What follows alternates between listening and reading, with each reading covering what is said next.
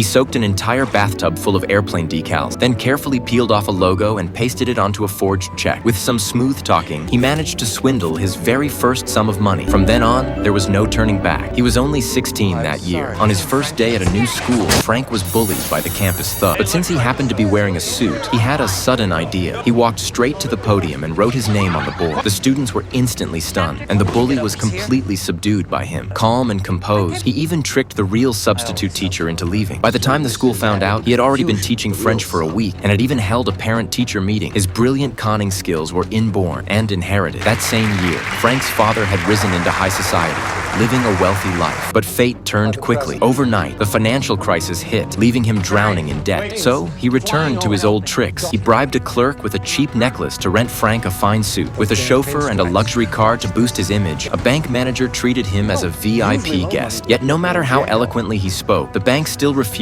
to risk lending money to a tax evader. With his funds cut off completely, he had no choice but to sell cars and houses. The family declined. On Frank's 16th birthday, his father gave him a special gift, a bank account with checks. From that moment, his life became inseparable from those checks. But Frank's mother, long used to a pampered lifestyle, chose divorce. Right in front of him, they forced him into a cruel choice to pick between them. But Frank made a third choice. He ran as hard as he could. His destination, the train station, broke. He used one of his father's checks to buy a train ticket to New York. In anger, he left home completely. Living on bounce checks, he often got thrown out of hotels in the middle of the night. Survival became the biggest problem. So he turned to crooked ideas. He carefully scraped the year off his ID card to make himself 10 years older and even changed his name. The next day at the bank, he pretended to be a mature man and tried to cash a worthless check, but the teller rejected it. The bank's policy forbade it. Still, he had come prepared. The necklace trick, his father's old reliable scam. But this time, his luck ran out. The bank manager had already seen through him. He wandered from bank to bank, failing again and again,